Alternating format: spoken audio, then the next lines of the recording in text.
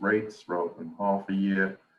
And we do foresee some bounce back in the commercial and industrial sectors, but not to the level that we had budgeted in 2020. We do think there will be something of a, I don't think it's controversial to say COVID will still be impacting us in 2021. We have budgeted a fairly robust residential income stream. If you look at some of our expenses, if in total we are looking at $300,000 less than we had budgeted in 2020, but there is some significant uptick from the actuals in 2020. Labor is part of that, as I touched on. The list of some of the other items that we've looked at. We have added $300,000 for fire mitigation as an operational expense. That's on top of what we're spending with our tree trimming. We have added, what else have we got here? So we have, we've talked about some of the travel and training that we deferred in 2020 rather, that will be in 2021. That's so we kind of budgeted for 18 months worth of training and so forth. Not a full 2 years, because that probably won't be available. There's also things we avoided in 2020 as a direct result of COVID-19. Annual meeting is a great example, and that is a significant cost. There's also smaller items like staff, Christmas parties, summer picnics that we would normally do that we're not doing. We do have an increase in our payroll, reflecting an increase based on the rate of inflation, around 3 to 4%. And we are also adding 4 new employees in the 2021 budget. Another item is, well, I'm purely on O&M right now, so we'll go into depreciation and interest later. I think those are the main ones that I wanted to touch on. There's a significant expense in Dan's department, grid solutions, that we had kind of touched on with the capital items. The DER platform, to run that for a year is a significant expense. We have an increased budget for tooling, tools that are not capital items within both our operations and grid solutions departments. So if I go down to kind of other expenses, this section here, one thing we touched on is with depreciation. We are seeing more depreciation than we had budgeted in 2020, and a fair bit more than we actually saw or will see in 2020. This is in keeping with the increased usage of our crews on capital projects. So the more plant we have, the more needs to be written off over time. So this increase captures how we had added to our plant, not just through labor, but through plant additions, through capital items, vehicles, etc.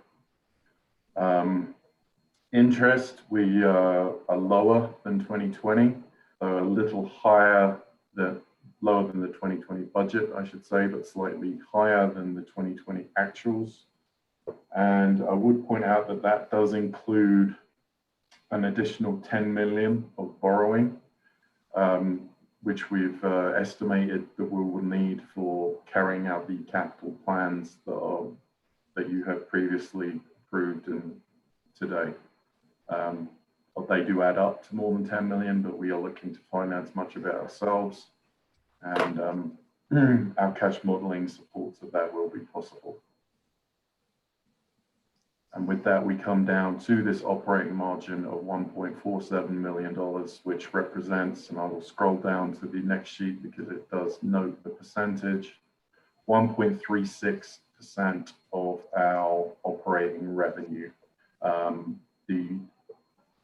The board, you as a board, approved a percentage of 1%, so we are over that, and we were looking for 2022 to be 1.5%. So we will be well on the way to meeting that goal. So I'll leave it in terms of the Form 7 look there. Do we have any questions on that? I'm not seeing any questions, Carl. So looks like that's a good explanation. I appreciate you mentioning the 1.3% for next year. It's on our way to the 1.5%. So good. So go ahead. So I'll go forward. This is, as as Tim mentioned in introing this, this is really the same statement, but it's broken up slightly differently. We have each department's operations and maintenance expense. It's this, I want to point out that this does not include labor. This is everything else. So you look at something like Durango operations, this looks like a big number, and it is a big number, but consider $1 million of that. Well, not all of it, because some of it's Pagosa, I'm getting ahead of myself, but is the tree trimming that we've already noted. That's a very significant expense. The fire mitigation that I mentioned earlier is rolled up between Jerry and Garrett's departments here. To give you some idea, because you'll see some of these variances and some of them may look like, oh my goodness, what are you doing? People and culture, I know this was the first one Jessica pointed out to me when we reviewed this as a leadership team. And I think her comment was something like, what on earth are you doing? So we've gone from 35,000 to 303,000. So to consider, one of the first things we did in this budget process was to slightly rework how our activity codes worked and how certain expenses were assigned to each department. So what we've really done is most of these variances are a result of things being moved around. So this gives us some difficulty when we're comparing to 2020, but it'll be much easier to view when we look at 2022's budget, because we'll have a full year of clean data to compare it to. Some of the 2020 numbers here, I'm not saying they're like guesses or estimates, but this level of detail we didn't go into when we budgeted for 2020. So it's hard to compare apples to apples. For people and culture, all of training, onboarding, recruitment, all of those issues are put into the people and culture bucket, whereas before they were spread through the departments. Co-op-wide training, things that we did in 2020 with Nash Consulting that has been mentioned already today. That was in Jessica's budget before. Now it's with people as the executive department. Now it's with people and culture. So those are some examples of things being moved around. The split between Durango and Pagosa in operations wasn't as clean as it is now. So where it looks like we've inflated Garrett's budget significantly, we really haven't. The inflation in operations is really just the fire mitigation work. Hang on a minute, Carl. We've got a question, so we'll jump in there with Kirsten. Go ahead. Carl, so when I look at the total for that category, Department Operations and Maintenance Expense, I see a 10% increase year over budget over budget. So it's a better way of, or it gets us a little closer to apples, because you've rearranged within the operation and maintenance expense some things, but when we start dividing it out, we see there's really not that much increase at all. In fact, there's a 1% decrease for the total operation and maintenance expense. Am I seeing more apples to apples if I re-clump them together? Yes, that's very true. Thank you. Thank you. Okay. Wrap her up, Carl. Okay. So we had a quick look. This is very much a repeat of some of the stuff you saw in Form 7. The last thing I'd like to draw your attention to is payroll. Really, the comparison here is total payroll. You know, we've talked about some of it being expensed and some of it being capitalized. So you can see that we are budgeting an increase of 3% over last year's budget in terms of at just total payroll that was paid. And that's a bigger increase on 2020 actuals. But I want to point out that this is not just salary increases. We've got 4 new positions here, some of them relatively senior. And that would explain where you've got that jump of approximately $1 million from 2020 to 2021. If I go down, you can see that we are budgeting to expense more at 24%. I think I touched on this earlier, compared to 26, which is what we're seeing in 2020. But we had a 20% mark for that as our budget for 2020. So we think 24 to 26 is the range that we'll be in going forward. But to be conservative, we've gone towards the lower end of that range. Okay, Kirsten, you got a question again?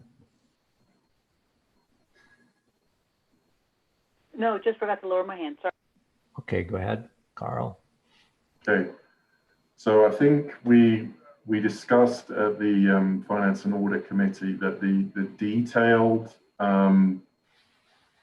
strategic budget perhaps went into too much detail that we shouldn't put up in public. So I would encourage everyone to have a look at that, because it's easy to see how some things are specific to certain vendors, and I didn't really want to get into that level. But we can look at, although it's rather small in terms of the numbers, this is the summary, which is supported by the detail behind it. All of this is in your board packets, and it does come down to the same operating margin of the 1.47 million, explaining all of the departments and how these fit into the various categories of the strategic objectives. Okay, cool. And that is just remarkable compared to all the years I've been on the board, and people were always pushing to tie strategic objectives to dollars. Man, it's tied in now in pretty good detail. I'm sure we'll be finding ways that we can move things around, but it's great to see that done. And I appreciate, Carl, the work that you and your team have done to finally made that long-term dream a reality. I know that's one thing Jack Turner always used to push for. You might know when we finally get it done, he's no longer here. Whatever. Okay, if there's no more questions now, then go ahead and undo your screen, Carl, and let's look for a motion to approve the operating margin of 1.47 million for 2021.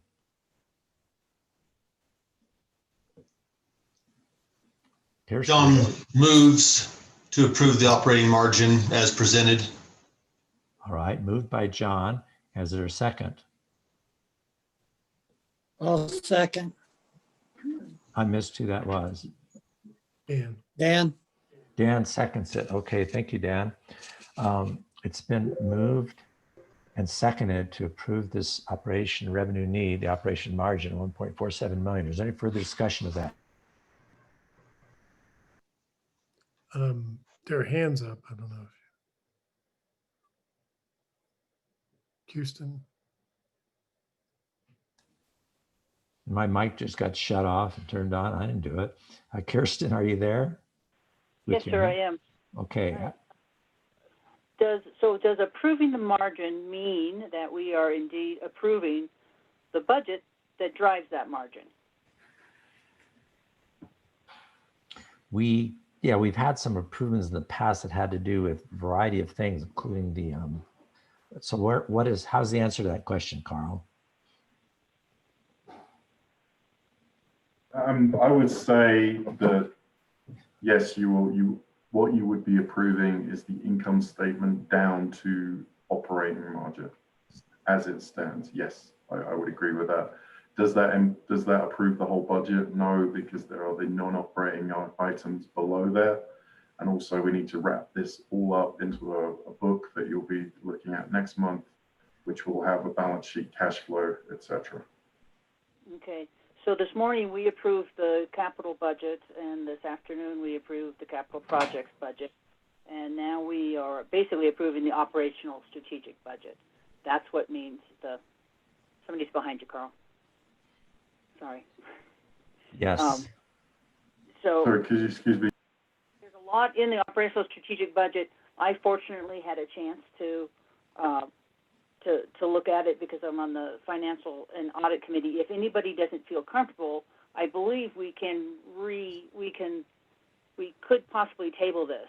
So I feel comfortable, but for those of us, if anybody's thinking of recusing yourself because you do not feel comfortable, then we need to table it because we can't recuse ourselves because we're not comfortable if we don't ask for more time. All right, Tim, go ahead. Thanks. Yeah, I think what the Finance and Audit Committee, well, I know what they recommended. What we recommended as a committee was that we asked for a motion to approve that operating margin number. The 1,470,543. So I would suggest that we amend that motion to just that. And that way there's not some confusion that we're approving the overall budget, the overall operating margin budget, that we are essentially saying we approve that as the budgeted operating margin for next year. That was kind of our recommendation. And that was the nature of our discussion so that we is not confused with approving the entire budget, which Carl will provide to us next month with the pieces that he mentioned earlier. So John, if you're okay with that, I would amend the motion to say approve the operating margin of $1,470,543 for the 2021 budget, operating margin budget.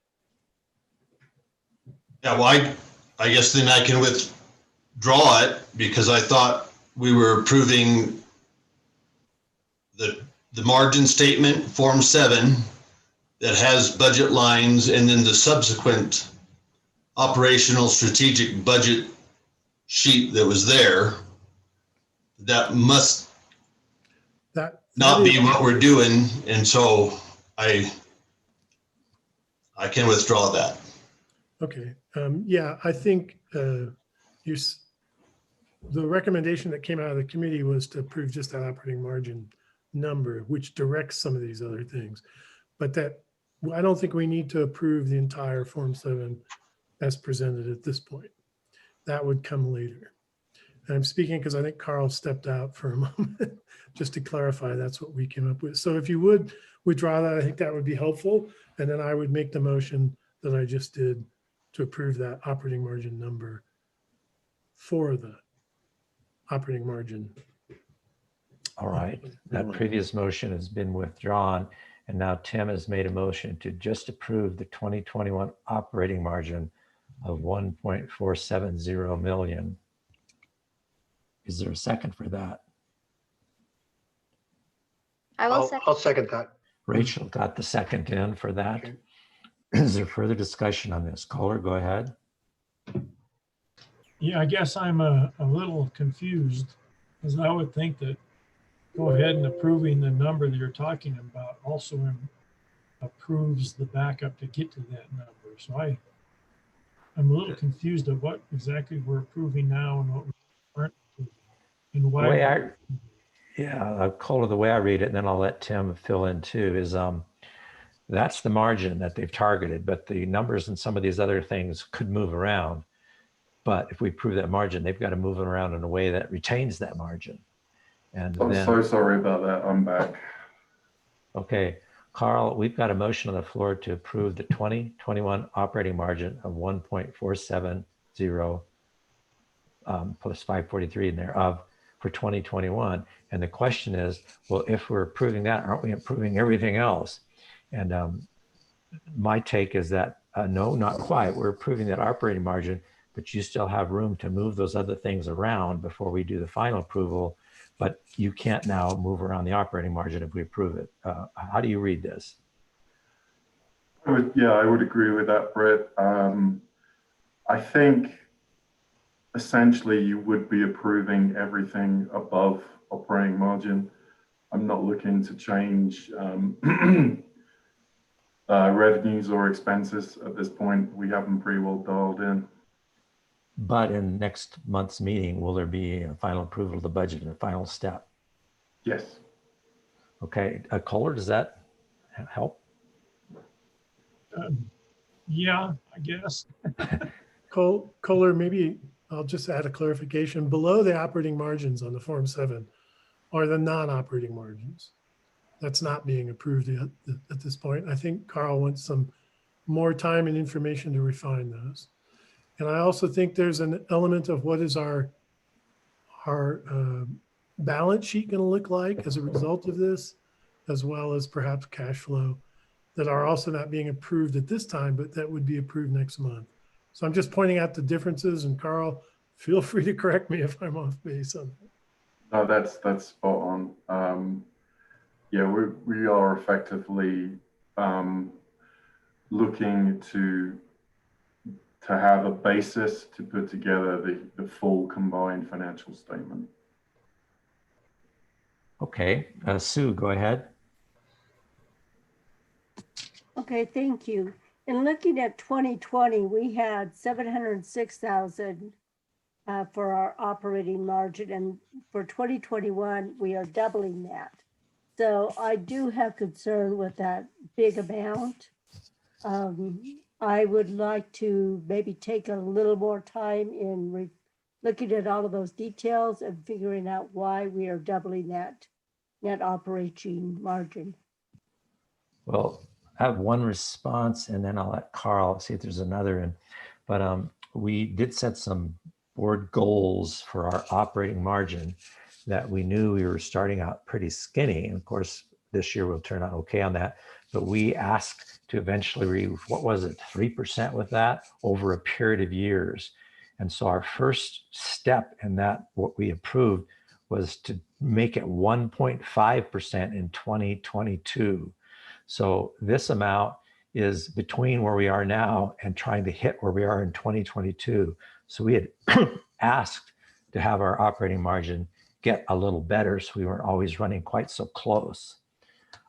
Carl, do you have anything else to add to why the operating margin has grown some? Well, I think it's you encapsulated a good one of the main reasons for it, and really it's to get closer to where we're at in 2020 in actuals. We've talked about how that expense profile that we've seen in 2020 isn't fully sustainable. But we've also learned some lessons in 2020 that show us we can get closer to a margin that is a launching pad towards the 3 or 4% that we'd like to achieve long term as a sustainable operating margin. And Sue, in the past, I had actually had a chart that I'd put up a few times that looked at our past history of operating margin, when there were quite a few years when it was 5 and 6%, and then it's been coming down, particularly over the years with inflation, as we haven't had any rate increases, coming down really too skinny. And knowing we needed some additional staff and we hate to operate that skinny, I think it was wise of the board to push that up for the future. Do you have any other questions on that, Sue, or discomfort with it now that we've heard those explanations? I do. Just a comment or a question maybe for Carl, and that is, when we or if we get the PPE money back, that will be $1 million. So doesn't that play into our operating margins as well? No, that would be a non-operating income. It will be $1.9 million, but that will be below the operating margin line. So, padding our pocket and doing both? Well, no, the non-operating margin is what gives us the ability to return money to, in our capital refunds. So I have a feeling when we start seeing that, there will be some actions that we would take there. If you look at page 259, toward that bottom, you'd see that non-operating margin other. It's really small now. There's not much being put in it. Okay, thank you. And hold us to that, Sue. If we see that money show up there and we see our total margins looking pretty good, let's do something with it. All right, thank you very much. All right, Kohler, go ahead. Yeah, I did go to the FAC meeting, and I have to apologize. It was very clear then. I seem to be in the fog, but why do we need to approve just this part this month if we're going to do it next month? What's the purpose behind us approving this? Well, part of it in my mind was just to bring everybody up to speed on that exact number and where we are and where we're looking at it. And part of it in trying to reach that margin goal that we have, taking a step toward that. That was as much anything as any real official approval as it was, is just taking this step makes everybody very aware of it. Carl, is there more to this approval? No, I don't think so, Brett. I think it gives us, it's kind of like a staging point in terms of getting the final financial statements all put together, that we have seen the expense profile, we've seen that we're going to meet our operating margin goals, and this is a good point to kind of leave that work and focus on the capital side. And I'll let Tim speak for himself too, but we sort of had a discussion that we don't want to go too far in the Finance and Audit Committee without bringing everybody along. Tim, do you have any more about this step? Yeah, I think both of those are good points. I believe it also gives us a little latitude if some unexpected change came. I mean, we have often rushed this in a November board meeting, in my experience, where we're trying to cram a whole lot of information all at once. Here, we're taking a little more stepped approach, trying to be, as Britt and Carl pointed out, more prepared and provide a lot more information to the board to see these numbers and so forth. And I think it's just prudent. I mean, we can, of course, we could all vote no and then bring it all back together again in November if we want. But I'm also operating on what Carl had asked from the finance department about how this might make their life a little easier going forward. So that was my understanding anyway, not waiting to the last minute to get it. If we had to do this earlier, we should, kind of thing. And I think part of it, Kohler, what we're doing is, in a way, we're setting a calendar for future years too, since going through in this kind of detail is new. I know we've certainly had a lot of complaints in past years about having to approve these enormous numbers with such a short amount of time. This year, we're probably going the opposite. We're going really through it step by step. Well, So, and I actually really appreciate the way we're doing it. I think it's very, very good, and I don't have any question about that. So I am in favor of approving it and go forward. okay. Any more discussion on this motion for approval of this operating margin? All those in favor, please unmute and say aye at this time to approve that 1.47 million. Aye. Aye. Aye. Aye. Any who oppose, please unmute and let us know at this time. And any abstentions? Aye. Okay, one abstention from John Lee is noted. Otherwise, it passed 11 by 11 directors. Okay, moving on in let's see the time, 4:47. Let's see if we can continue without needing a break. The next thing is the policy committee. We have a few policies that we're in a position to approve. One we'd already pretty much finished up. Who would be directing this conversation? And give me a page number. Would this be you, Dan, or would it be Shay? I'm going to turn it over to Shay, and Ben's with our discussion and new committee. I don't think we're going to need to work on 129 at our next policy meeting, and possibly some of these other policies that we were going to look at, because they could change with what the recommendations from that other committee is. So our agenda is not set yet for our November 5th meeting. Okay, that makes sense for sure. So All I'll right. turn it over to Shay. Page 266. Okay, page 267, actually, on my Okay. board packet, so we're close, is where this first policy is. Shay, go ahead. Okay, so I'm gonna try sharing my screen to show the red line. And so starting with 105, I went through and tried to incorporate the comments that were made at the board meeting. And this should be pretty close to a final form. I did want to point out one thing in the highlighting, and just to note that I tried to highlight the changes that I made between the previous board meeting and this board meeting. So the red line is a combined red line that shows the differences between the existing policy 105 and the proposed 105, and the highlighted changes are the changes between last board meeting and this board meeting. So the things that changed were I fixed the reference to board of directors throughout. And then in section 2, I changed the language to address using communication or using board resources or cooperative resources to send communications. The concern that I had with the language that we were looking at was that we address the election and using cooperative resources regarding the election. The statute also addresses using cooperative resources to send individual newsletters within 2 months of the election. And so I added some additional language to address the requirements of statute. And I think that's everything that was oh, and then I took out the cooperative staff with respect to who's responsible for nominating the ESC, and just said that that was a board duty. I think that was a comment from the last board meeting.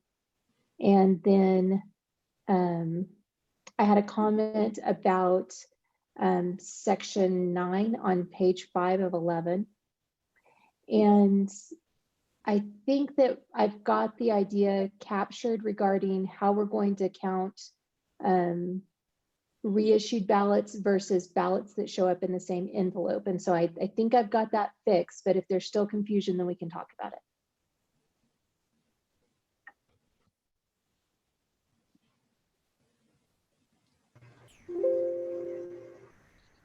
And I think that's everything I've got, unless there's comments, concerns about the red line or anything else in the policy. So I'm just scrolling down to make sure I've got it. All right, well, to start that discussion or changes, well, let's see first if there are some changes before we look for a motion, which might tie it up, or if somebody wants to make that. So Kohler, go ahead. So on page 2 of 11, under A2, it says, in the absence of an independent third party, the board will appoint a teller committee will be appointed. We need to take out that will be appointed in the second line. It's already addressed by the addition to that. So it should read, the board will appoint a teller committee consisting of. So take out the 3 words will be appointed in the second line. Got it. And then on the next page, on 3, under B1, it has board of directors instead of board in that fourth line, but I'm not too sure which way it should be there. The way it's put in there, it might be correct. I don't know. I think that could go either way. But for consistency, maybe just board there. Okay. And I think that's all I have. Thank you. Thank you. Find, replace, let me down. Thank Yeah, you. interesting. Hey, Brett, I don't know how to raise my hand without the thing up. So just have a couple of things. Joe, if you slide well, it works on mine anyway. If I slide my mouse pointer all the way to the bottom of my screen, I see the participants button, and I click that, and then I get a way to do that again. So I have to do that every time somebody puts their screen up. Okay, so go ahead, Joe. Yeah. So on page 4, number 8, and this was more of almost a personal thing, but last year I was unopposed, And I'd written a statement, and because I was unopposed, my statement did not appear in the mailer. And I think it's still important for unopposed candidates to be able to kind of state their case, so the people see what they're having to say. So what I'd like to see if we can add a line in here, and I've written it out. I'll just read it, and Shay, you can kind of maybe we can talk about it, but a statement by any candidate who is unopposed will also be included in voter information. Again, I'd like to have that in there, just because even if you're unopposed, I think your statement should appear in the voter information. So if we want to discuss that. Sounds good to me, but we'll see if other people have any objection to that or thought on that as we go through. Anything else, Joe? I think I had one more. Hey, Britt, can I add a point on that one? Just yes. for the board to consider is that, and maybe this isn't relate, but when there was when it was unopposed in District 1, Bob Lynch agreed, or at least was open to not publishing anything, and that saved us several thousands of dollars, not publishing and mailing. And so I would just offer that up, that it does save the members quite a lot of money if we do not have to send mailings when there's an area that's unopposed. Oh, so that's kind of different though. That's sending mailings versus including a candidate statement in that which is sent. So I don't know that Joe's asking that I don't think we should be sending the packet of information. However, on the website and to the places we're sending it anyway, we would include that statement of the unopposed candidate. Am I got that right, Joe? Yes, yeah, we don't need to send the whole thing to that district, but just include it in the information. I'm sorry, I don't have it in front of me what that is, but does that? Yep, that definitely clarifies. I appreciate that. Thank you. And thanks for that clarification, Jessica, too. Okay. And then I had one more thing on page 8 under section 5, registration. And I just didn't understand what this means. Registration of members at the annual meeting of members will determine the presence of a quorum. I guess I'm not sure. So what are we calling a quorum there? Anyone who shows up, or I just didn't, I can't make sense of that. Shay, can you find that? And I think I can answer that for you. So in order to determine whether or not you have a quorum at the annual meeting, you need to have at least 50 members present. And so the question is, how do you ensure that everybody that shows up is, you don't count everybody that shows up, you count at least 50 members. And so we're establishing that the way we make sure that we have 50 members present is to look at the registration. Okay, so we don't need the number, we don't need 50 in there, or we don't need the number? No, I think that the bylaws control the establishing a quorum, and so I don't think that we need to actually say, will it be at least 50 or anything like that, because we've already got that in another place. Okay, that's all I have, thanks. okay, good. Tim, go ahead. Page 2 of 11, 3B. It says nominations for the election supervisory committee shall be made to the board by, and this is the one I have to question, by the 3 directors from the respective director district. And I think we should replace the word 3 with current, because there could be a absence at the time of that, or we may change the number at some point or whatever, right? But more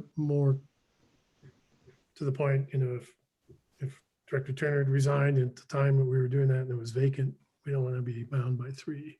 So good point. I don't know if that 3 directors shows up elsewhere. I couldn't find it, but you might want to search that as well. So, Anything else, Tim? that's it. Thank you. I think we're okay. All right. Assuming find replace didn't let me down again. Yeah. Kohler, go ahead. I just wanted to ask Joe, where you had your changes on page 4, number 8, would you consider maybe changing it instead of the sentence you put on to have in that third line, candidates, comma, even if unopposed, comma, will be identified. And then the next sentence, a candidate, comma, even if unopposed, may submit the 250 word summary so that it ties the unopposed person into the same rules as the other candidates. Would you consider that instead of your sentence? Can you say that one more time, Kohler? Yeah, so on line 3, towards the end of line 3, where it starts off candidates, after the word candidates, put comma, even if unopposed. So read candidates, even if unopposed, will be identified by name, yada, yada, yada. And then the next line, again, a candidate, comma, even if unopposed, may submit a 250 word summary. So that an unopposed candidate would also be under the same rules as a regular candidate, if that makes sense. I don't know, right? Just consideration for you. Yeah, that's fine, as long as it gets to the same, I think gets to the same thing, so, yeah. We get the same end result. Thank you. Shay, did you get that? I think so. So I've highlighted what I think Kohler was saying, and that would mean that I delete the red sentence above it. Is that okay? Yeah. And just a clarification, I believe that regardless of whether or not we send a ballot, we send everybody a notice of annual meeting. I think that was occurring in the Colorado Country Life, but in the future, I think it would just be a mailer. And I'm just asking for clarification from staff on that, because that was my recollection. Yeah, well, the Colorado Country Life is being replaced by a LPEA specific mailer, so it would be included in that mailer. Okay. So Shay, you're saying, because I'm a little confused because we did not send, I didn't think we sent statements to District 1. We didn't, or are you saying we did in the form of the Colorado Country Life?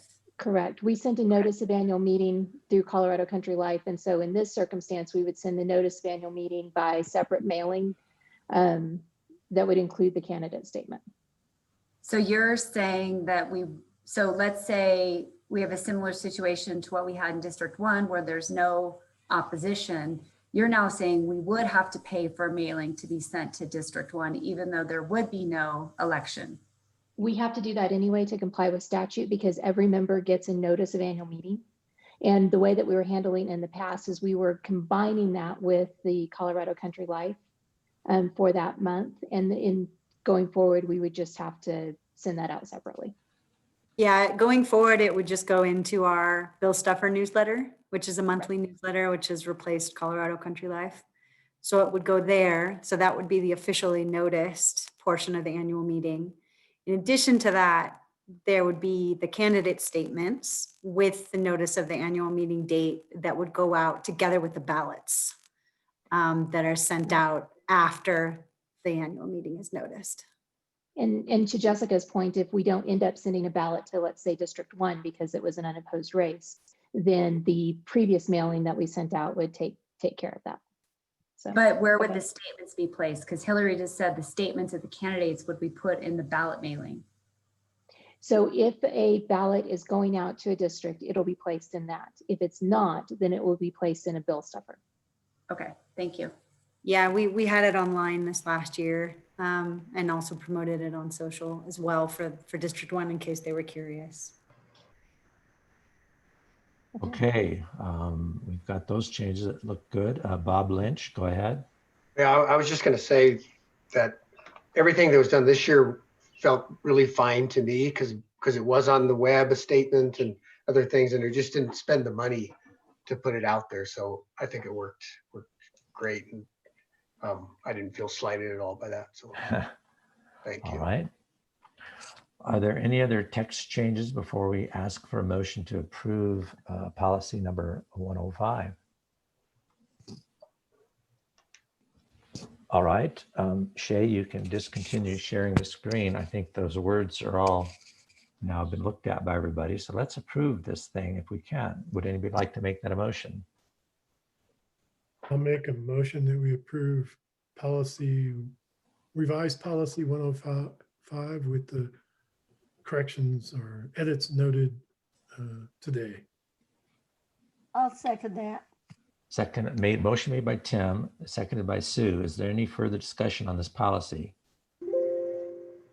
All those in favor of approving policy number 105 as we've marked it up today finally, please unmute and say aye at this time.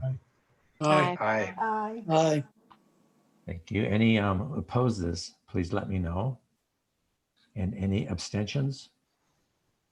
Okay, we got that one approved. The next one that I see in my board packet starts on page number 278, and this is policy number 107. So Shay, if you could put that up and go through any changes that you would like to point out. Okay. So again, 107 got the global change of board. I added the clarification regarding what in-kind contributions would be. And then I have a question for the board.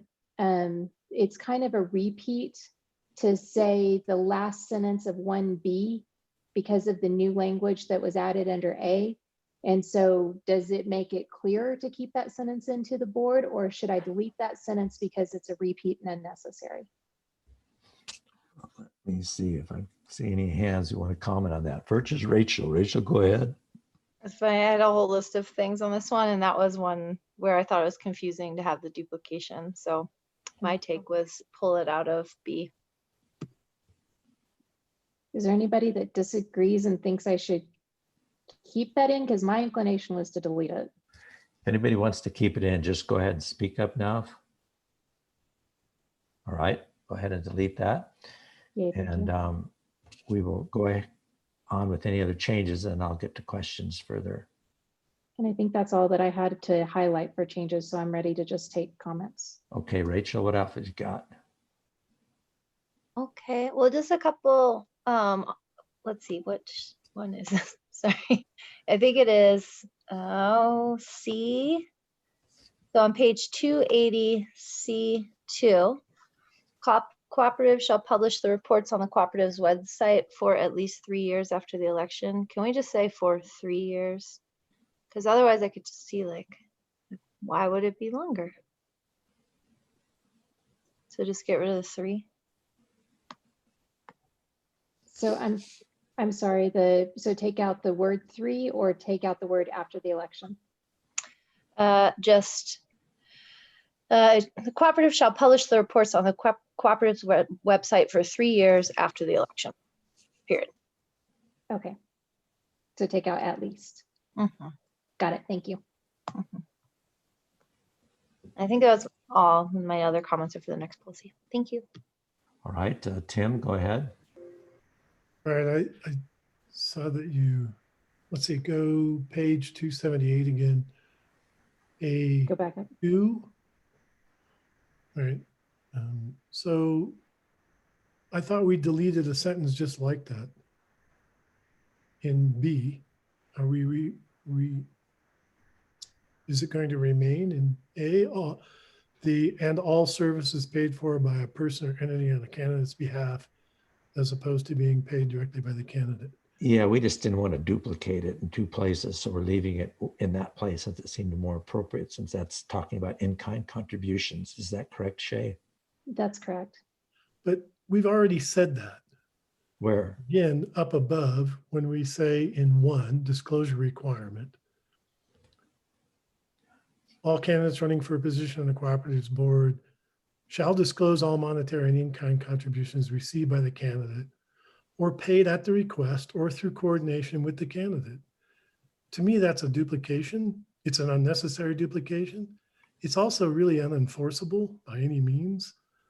So when we put it again at the bottom of A, I think it's duplication. It's not clarifying anything. It's making it muddier, I think. And it doesn't, the way it's worded the second time is impossible for anyone to know. How would I know who is paying something on my behalf? And how would I even know what the value of that is unless I coordinated? And if I'm coordinated, it's already covered up above. So I think that's a totally redundant and confusing addition. Okay. And what we were trying to do is trying to define what would be considered an in-kind contribution, just as opposed to a monetary contribution. And so somebody paid for your printer bill to run out mailings, then that would be considered an in-kind contribution. But if you want to just say in-kind is non-monetary period, then I can delete that too. I still don't follow that distinction. I'm sorry. It's not, I'm not following that. I thought we spent a lot of time on this previously. Mm-hmm. We even looked up, as I recall, state statutes and so forth. And we had all felt that that was pretty clear. And we had tried playing with some of this before. I think this just brings back muddier water. It doesn't clarify anything. And it duplicates what we already done before. I'm not sure. I could be wrong here. Maybe there's something there I'm missing. Shay, is that what's now highlighted in yellow and red? Is that an addition that you had proposed or between? My recollection was that this was board discussion last month, and this was requested language made from a comment last month. And I don't have specifically who requested that comment on my notes, but that's why it's in there. Can I add a little something, please? Or go ahead. Yeah, because I think I was the one that made the comments, but I agree with Tim on this. And in this new part, and all services paid for, that part right there, let me just throw you an example that just kind of throws it out of whack. The way it's stated is that as opposed to being paid directly by the candidate. So in other words, I could have my wife pay for something for me. She's another person and it's on my behalf. And then I don't have to report it as an in-kind donation. And I think that skirts what the intent is for us. I think this makes it worse, actually, the way it's stated there. So you're suggesting simply deleting that would be adequate? I think it would be better than keeping it, yes. I'm a little confused now with all the different things we have going, but the way it is now, I don't like it. It just doesn't. I think it skirts the issue. Well, then if I could ask, is there anybody that's tied to this language, or can I just push delete? I'm happy to do that. Delete. Not hearing anything. You can delete it and keep the period. Okay, Cole, you're actually up next if you have anything else. Kohler, was there anything else? Oh, I'm sorry. There was one other. No, it's not. It's the next policy. Sorry. Joe Lewandowski, go ahead. Let me see, page 2, number 2. And I don't know, maybe I'm picking nits here, but we're talking, I guess this is change where candidate may submit reports electronically. And I'm just wondering if we need to be clear that there has to be, some of us have 2 and 3 emails that we deal with. Do we need to, I'd like to maybe state that, the candidate would submit kind of an official email. So there's no doubt if, which email they're submitting their electronic report on. And here's how I worded it. And this would go after the yellow highlight there. Each candidate will submit her or his official email to be used for filing reports electronically.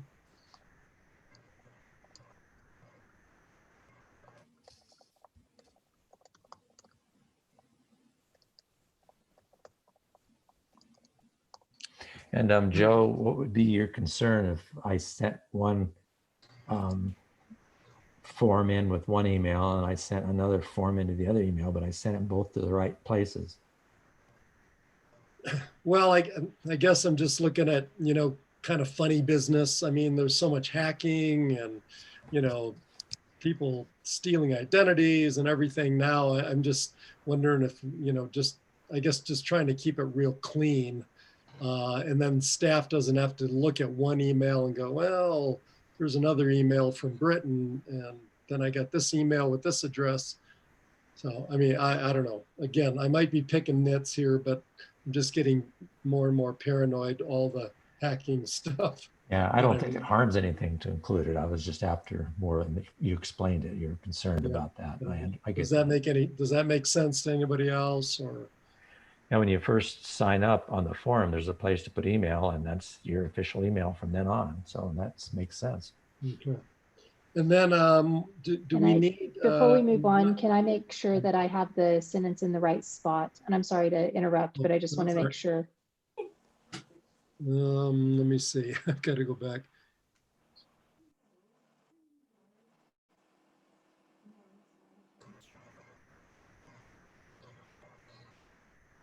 Well,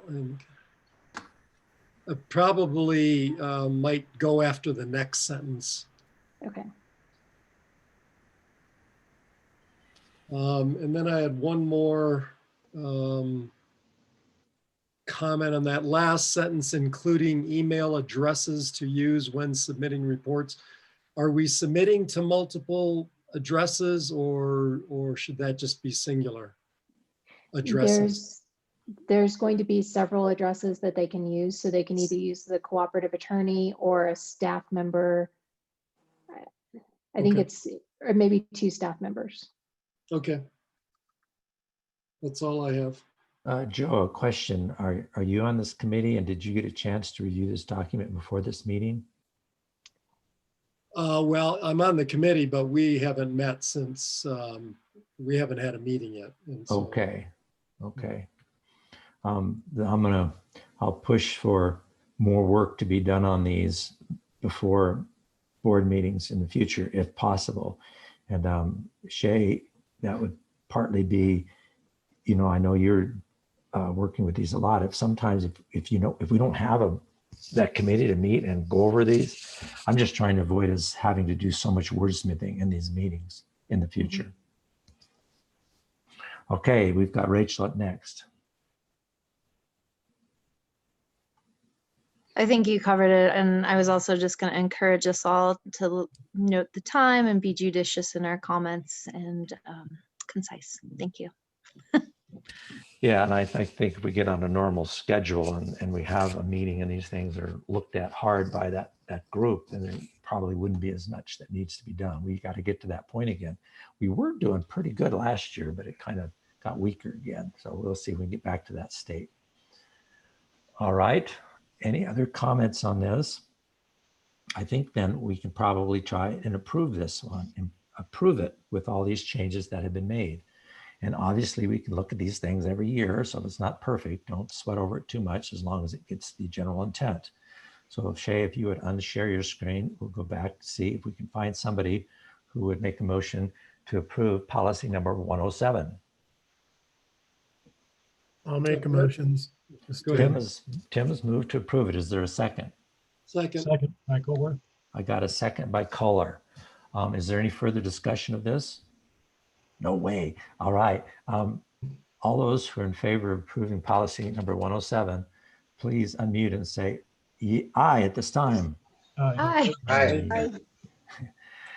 And those who are opposed, please unmute, let me know. And any abstentions? Okay, policy number 107 is approved. Then the next one we would have is this one, which is a new one. Director recall petitions, policy number 113. And did we look at this last month and didn't get it through the process? So we were looking at it. There were changes made, quite a few. So we're looking at it again. Is that correct, Shay? Go ahead. That's correct. And there wasn't a policy committee between then and now. So this is, you're doing the best you can to satisfy us herd of cats. Okay, go ahead and take us through the major changes. So there was a question as with respect to whether or not a petition needed to be physically signed. I looked at what the statute was requiring for recall petitions if it was a state election, and they do require physical signatures. So therefore, to try to mirror that as much as possible, I added a sentence about signatures being physically gathered to respond to that comment. The other thing that was of a concern was whether or not you should be given an initial 30 days to remedy or complete the petition. If you'll recall, my comment was, I really don't have a dog in that hunt, but whatever we do for changes to 113, we need to change to 112 so that it works the same. Whenever I did some research into what the state does, they changed the statute in 2019 to remove the additional, I think it was 15-day option to go get more signatures. So that's what the state is doing. They took it away.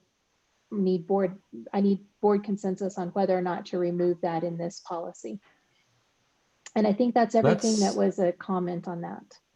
Okay, let me pull up back participants, and I'm going to ask it in this way. If anybody objects to now following state law and not allowing extra time after the initial deadline, please unmute and speak up now. So I think I didn't quite, so you're saying it would end after 90 days. That's what you're saying, right? that's right. There would be no time to make it up. And I know that's something that state used to allow, and it was somewhat controversial. And so that had been one reason that we had discussed putting it in too, is just kind of follow what the state did.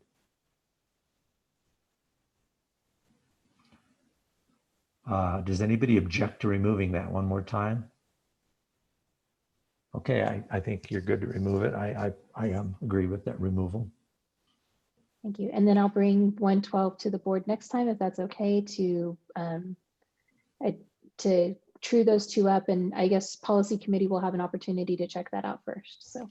Okay, that would be good. Now let's look for other changes to this. I've got Kohler up first. Kohler, go ahead. Mine are easy this time. So at the top, the page numbers, there's only 2 pages, so it shouldn't be page 2 of 3 or 1 of 3. It should be 1 of 2 and 2 of 2. And then on page 2, under responsibility, we can put the board of directors instead of just board.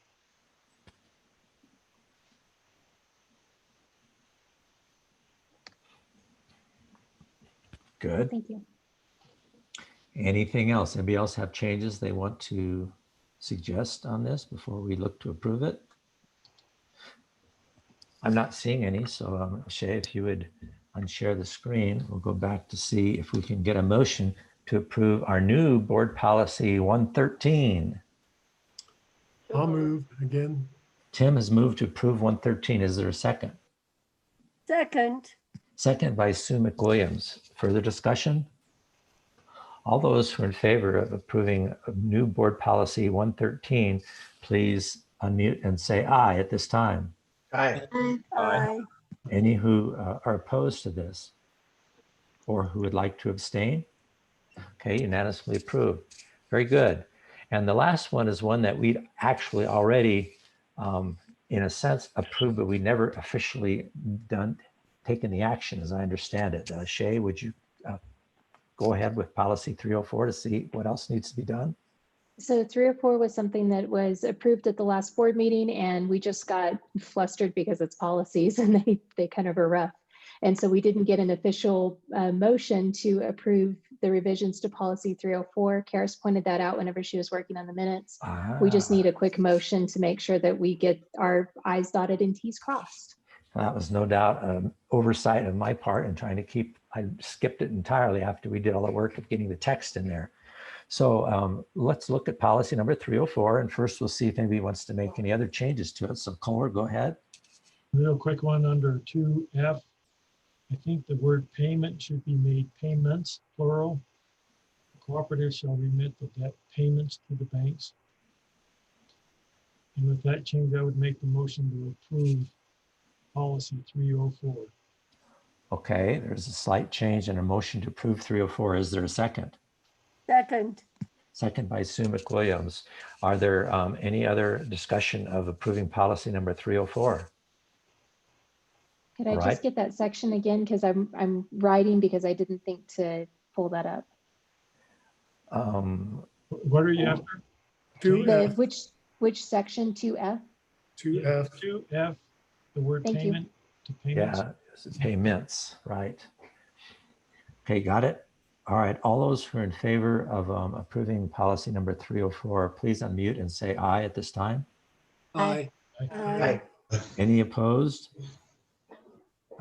Any abstentions? Okay, we've got that one approved. Good. Now that we're done with policies, we can go on to for a broadband committee report, if there is one. Kirsten, would you address this item on the agenda?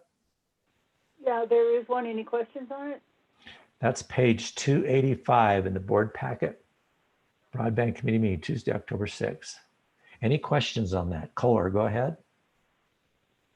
I'm sorry, I didn't lower my hand. No questions. Okay, broadband committee, any questions? Anything else you want to say on that? Holly, go ahead. I just wanted to clarify something, Kirsten.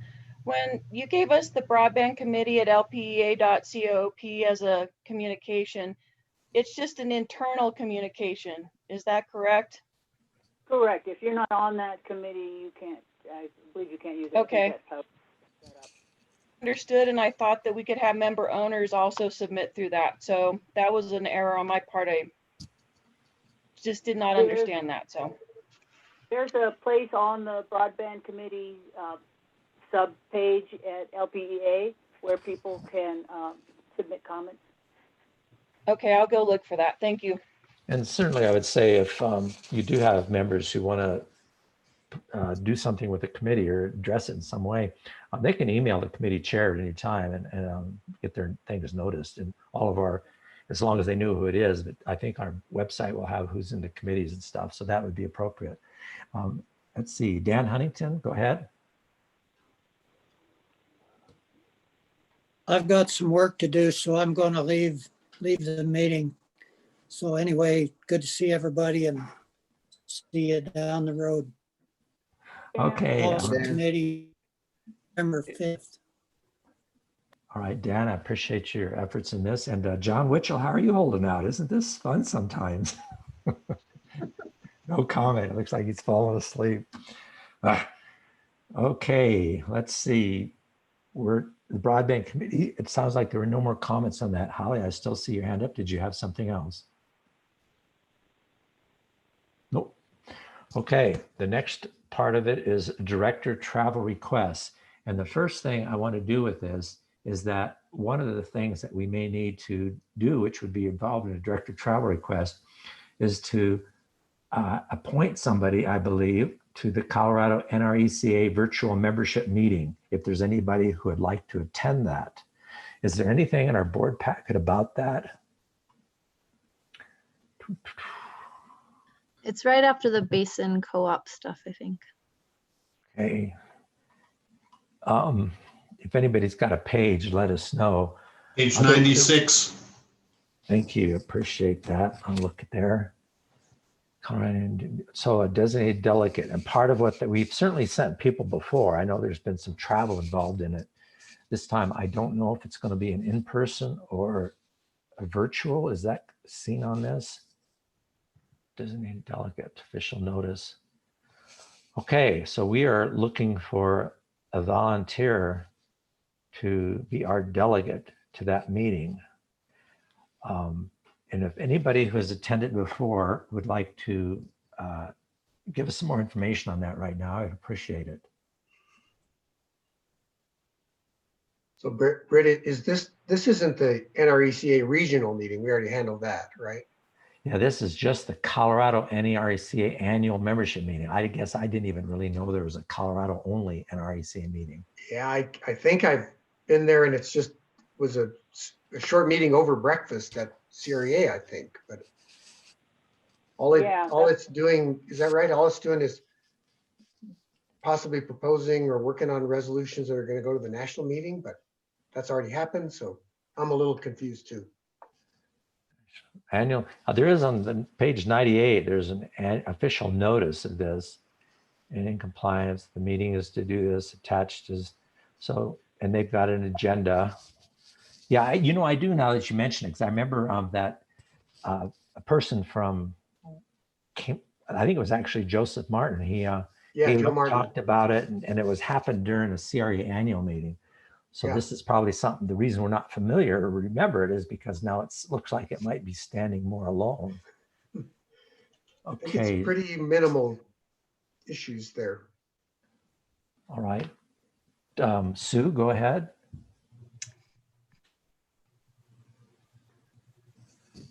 No, hands down. Oh, Sue, Okay, sorry you're about that. Sue, are you looking to speak or was it just in? I am.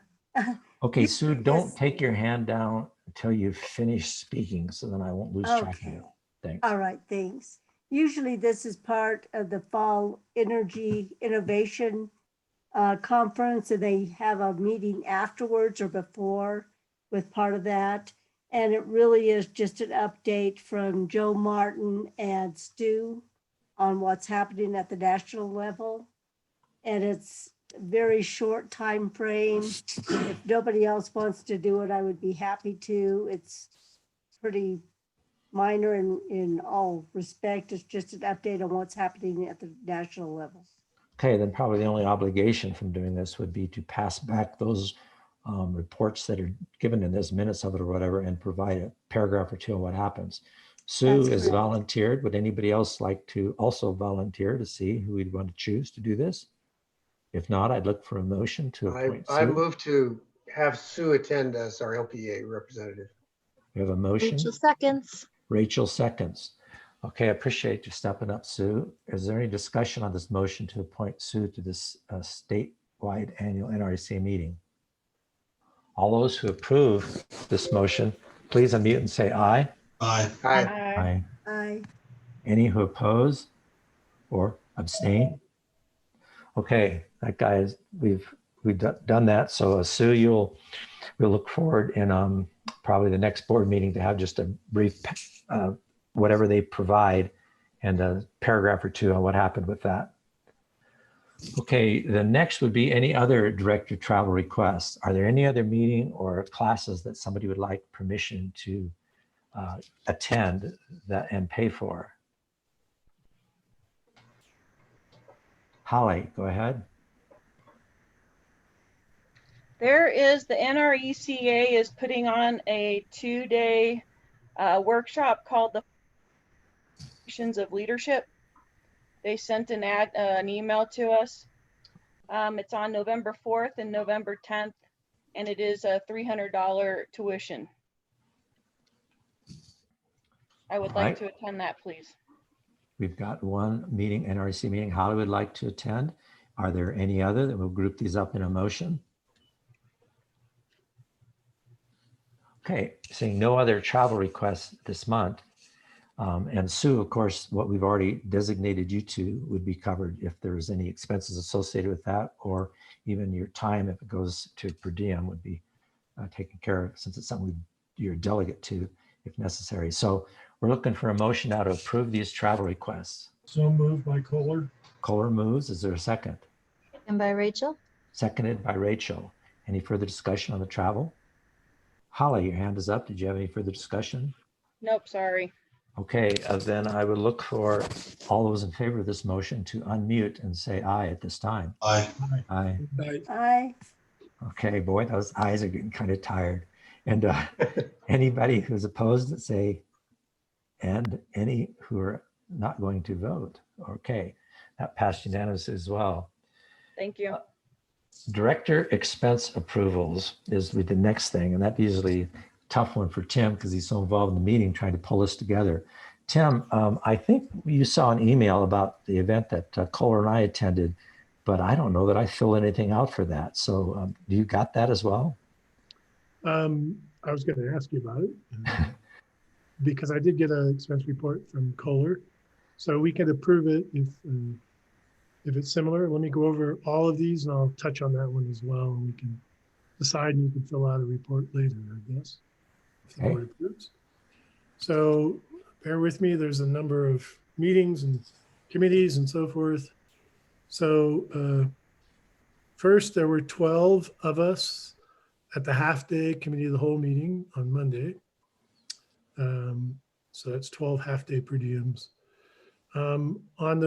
Today, the board, 12 full-day per diems, everybody's here. There was the 10:15, the Thursday FAC meeting, which would be half-day for 4 directors, myself, Britt Bassett, Bob Lynch, and Kirsten Skihan. There's also the Broadband Committee, which was, again, half-day, 3 of them. That's Kirsten Skihan, Tim Wheeler, and Holly Metzler. There's the Roundup Board, which was Kirsten was the only one that reported for a half-day. I think there's another, is it Holly, are you the director on, no, who was the other one? That's me, Tim, and I was out of town. I didn't go to Okay. that meeting. Just wanted to confirm before I asked for that. Thank you, Joe. There was a NRECA regional director training for Director McWilliams, 3 half-day per diems, which I think would be 375. There was the same training for Director Metzler, but her expense report only asked for 2 half-days. Is that what you wanted to? I think you're. Sir, mine I know was for the 9:30 ethics and governance class, and it was only 2 days. Okay, all right. And So Jim, that's- mine was for the 2 half-days that Holly claimed, and then the NRECA regional meeting, which was 2 days, but it was really less than a half a day combined. So I just chose to pick a half a day on one of those days. So in the future, Sue, it would be great if you fill out and submit an expense report on that, because these aren't covered by our sign-ins. And so I don't have that data in front of me. So it sounds like you're asking for 2 half-days and 1 full day. Is that correct? No, well, 3 half-days, 2 Okay. for I'll see. the last, First. and then 1 half-day for 2 of the days that I attended the NRECA conference. And Kara's helped me fill them out, so I'll try to improve in the future. Right. I'm going to trust that Karis knows what you did and that it matches what I just asked for. So then there was Director Landis and Lewandowski, the L&L directors, a communications meeting half-day per diem. I have a note here, if Joe takes the per diem, so I assume you will, Joe? I wasn't going to. All right, so it's just for Director Landis at this point. You were working stiff, you could ask for it. So you'd take time off your work, you know. Let's see, there was the 10:20 virtual town hall meeting, Director Landis, and I have a note here. Do the other 2 directors want to claim that as well? So that would be. Oh, I didn't know Director- what we were supposed to do there. Sorry, I'm good with whatever. I thought that when we talked about this previously, we said that that would be paid, but I can't recall for certain. So there's 3 directors, Director Landis, Lewandowski, and Bassett. Do you want to claim the half-day per diem for the virtual town hall meeting that you participated? When it was only 2 hours, I don't need to claim. No, I'm going to pass on that. So just Director Okay, I'll Landis? waive mine then. Oh, Rachel, you certainly don't have to.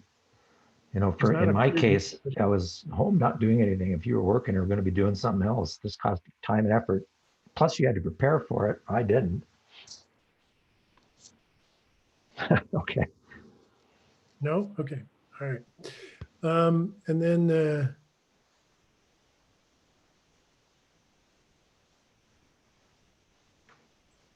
It's on your expense report. You sure you don't want to claim it, Rachel? And then the last one I have here, pardon? No. Okay. Is the Ridgewood meeting, which looks like it qualifies full day per diem for Director McInnes and for Director Bassett, plus mileage for each of them. It was $11.60 for Director McInnes, and Britt, it would be wise for you to submit a report on that because you have mileage, and just send it to Karis, maybe copy me, and that's 2 directors, right. full day mileage. Will And do. that is all I have in front of me at this point. Okay. Karis, I want to just make a shout out. Karis really helped me organize this, so I really thank her. I can't thank her enough for helping me with this. All right, duly noted. And Karis is provided in our shared drive under director expense and reimbursable submittals. There's a template in there called director expenses. You can copy that into your own space or use it how you choose, print it out and write on it or whatever. Just don't fill that one in and expect that to be the one. But anyhow, it's there for us to use at any time. Okay, now with that list of director expenses, I'm looking for a motion to approve those expenses. I'll move to approve the expenses as reported by the treasurer. Okay, moved by I'll Bob, second. a second by Joe. Joe. Okay, further discussion? All those who approve the director expenses this month, please unmute and say aye at this time. Aye. Aye. Okay, and any opposed? Any abstentions? All right, we approved the director expenses. The next item on our agenda is the attorney report. That is on page 289 of the board packet. Shay, if you would go ahead and point out any highlights that you have, and then we'll see if there's any questions on that. Okay. So we have the report, and then we also prepared a memo for the CREA attorney meeting. And so what that is that on a bi-yearly basis, CREA puts on an attorney continuing education forum. It's also an opportunity for the co-op attorneys to get together and have discussions related to current events in co-op law and kind of how it's going, that kind of thing. So we appreciate the opportunity to participate in that and have prepared a memo to go over the items that were discussed at that time. I don't have anything else that I need to highlight in particular. I do see that I had some email questions from Director Skihan, and so if it's okay, I can address those and then take any questions from the floor. Yes, that would be good. So start with that, and then I'll start taking direct questions. Okay. So one of the questions was a line item in the report was that we advised CEO Matlock regarding a conflict of interest question from a former director. That question was related to whether or not the former director needed to have included something on his conflict of interest form and how that related to properly filling out forms and whether or not that was a concern. And so we provided her with information regarding why we fill out conflict of interest forms, what's required on those forms, and how that was impacted. So I can speak more directly to that if I need to, but it's not anything that I was personally concerned about whenever I was talking to Jessica. Well, just for my knowledge, if we had any contracts with LPEA and are doing business with them in any way, wouldn't we put that on our forms? Is that correct? Yes. And, my advice regarding filling out conflict of interest forms is be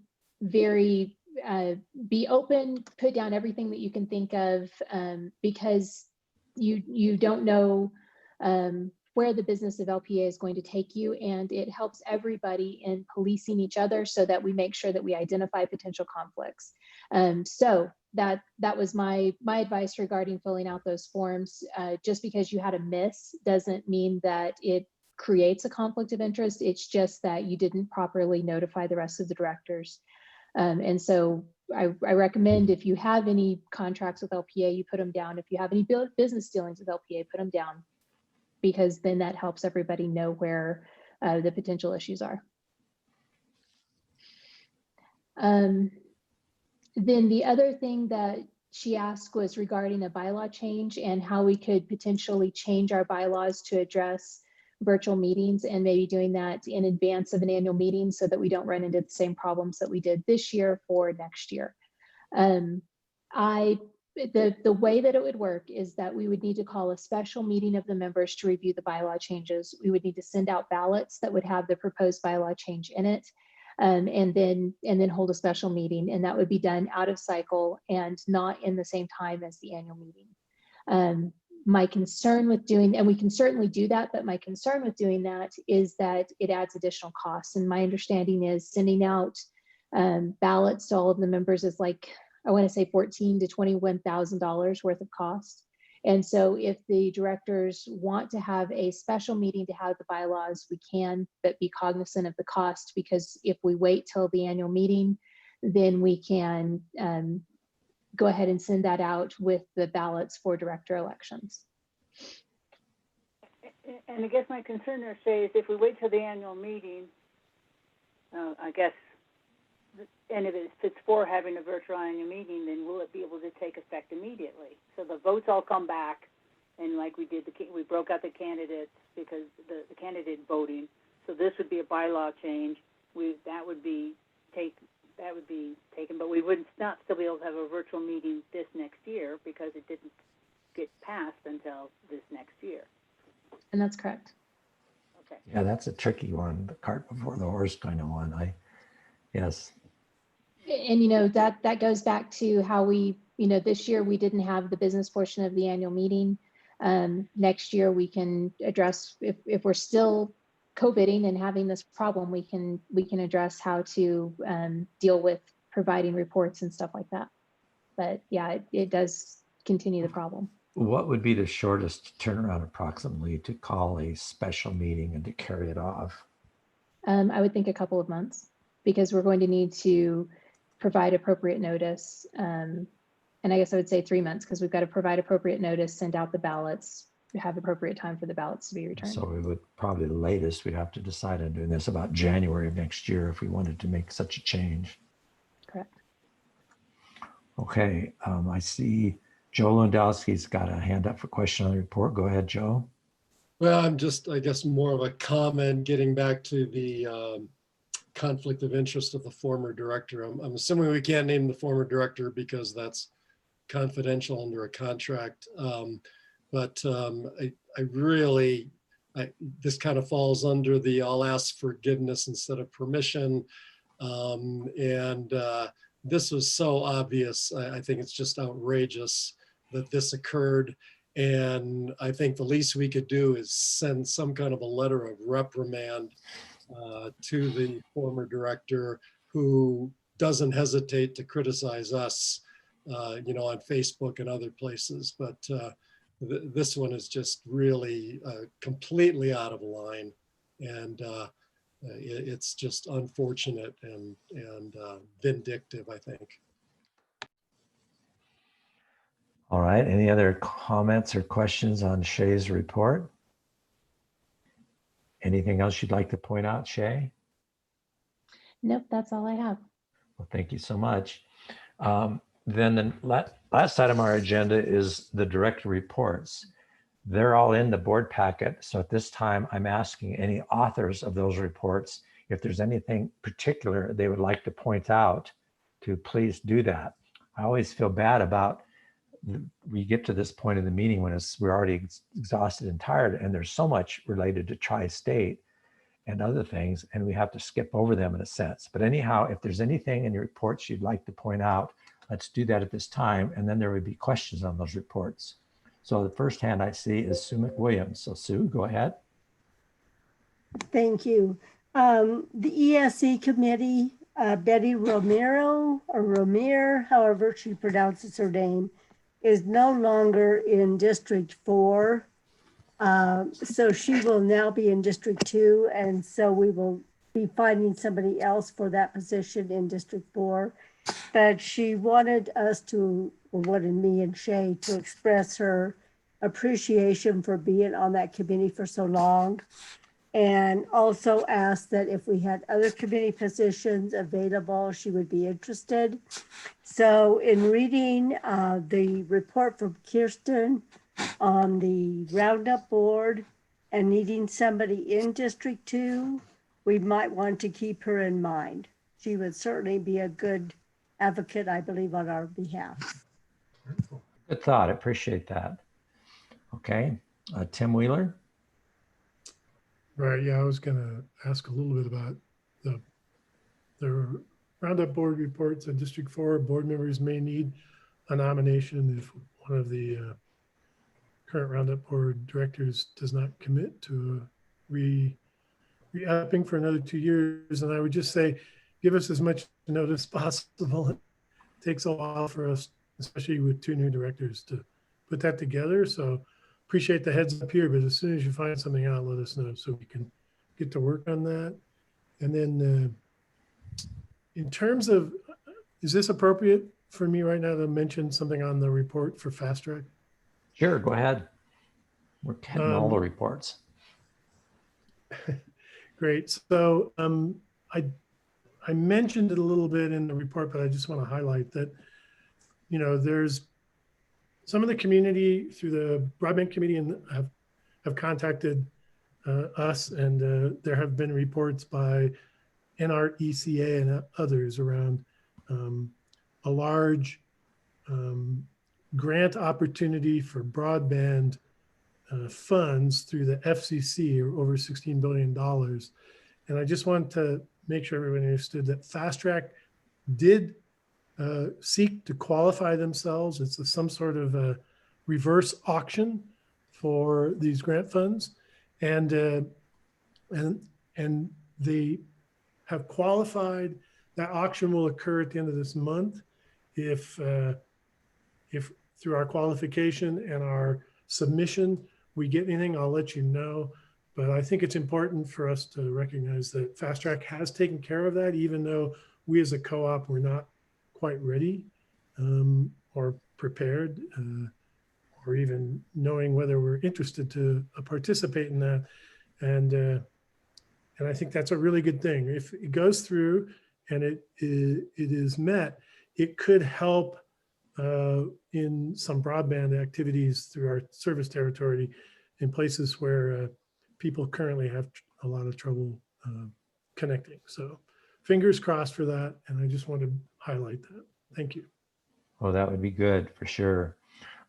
Regarding the Roundup candidates, all directors should always kind of be thinking about who they know in the community who might like to sit on the Roundup board, because we have, they have term limits on that for whatever reason. But I suppose one of the reasons is because they're giving away money. It's usually not as hard to find somebody to give away money. So it's not as hard to find somebody on that. But keep in mind people in the community who might like to serve on that, because it comes up now and then.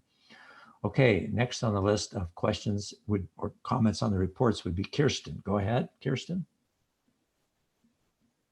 Yeah, I just wanted to mention what everybody's been talking about the roundup. So it's all three districts, 1, 2, and 3. District 1, we're working on somebody right now, but everybody else, let's get some names in. And yeah.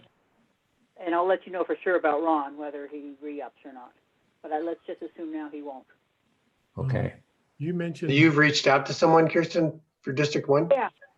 Yeah. One of the Archulettas, and I'm not remembering which one. I'll just clarify what the we was in that sentence. So, and certainly I've been part of the we. It's the directors in each district should kind of keep each other in tune of possible people so they don't get forgotten and who to ask. So work that within your districts. I do have somebody in mind for ours, and I'll let the other district members know soon. The Roundup board gave me that Archuleta name, so absolutely, I'll get it around with the other districts. Thanks for that. Yeah. Okay. Just to clarify, I'm in District 4, and I was asking specifically about your note that somebody is deciding whether they will re-up or not. So when you hear that they do or they don't, let us know, please. Thanks. Will do. Sue McWilliams, go ahead. One more quick comment or question is right now in District 4, Jessica Wheeler is one of our representatives. Since she's John's wife, is that a conflict or is it okay to have her still on the board?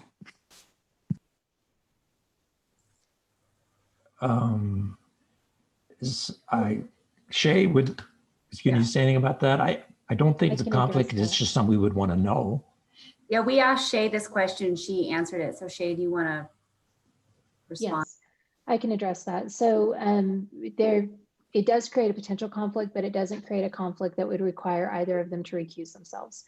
So recommending that Director Witchell put it on his form, his conflict of interest form, so that it's disclosed, and that Ms. Wheeler disclosed that in a roundup board meeting so that everybody is aware of that and can help in the event that there is a vote that would come into conflict. Very rarely do you have a situation where Roundup and La Plata have votes that are coming together, but we will keep an eye out for that because there may need to be recusals if it does. Perfect. Thank you all. And just to close the loop on that, she volunteered. She said if there is any, issue here optically, even if it's not officially a conflict, she said all we have to do is just ask, and she'd be happy to resign. In general, we don't like people to resign from boards like that. So I think we want to keep her if we can. fair enough, but I just okay. that is open if that time comes. Got it. Just to clarify, she's John's wife, not Tim Wheeler's wife. So I don't know what you guys are doing up there in that district. Okay. I also want to mention and acknowledge the Western United report. There's a lot more information that's now being provided by Western United. There's some interesting things there. So worth a quick glance to see how successful they're doing in that enterprise they've taken on. And there's a report there by Holly. Okay. With that said, are there any more questions or comments on the director reports? Okay, then this will be the last time to have any other questions or comments on anything that occurred in the meeting today before we adjourn. Okay, I appreciate you all hanging in there. It's just before 6 o'clock. It was another long meeting. I know we've got to do better in the future. We'll continue trying and figure out ways to do that. So with that said, thank everybody for participating and hanging in there. And we will now call this meeting officially adjourned. Good night, all. Thanks, everybody. thank you. Good night, all. Night. Adieu.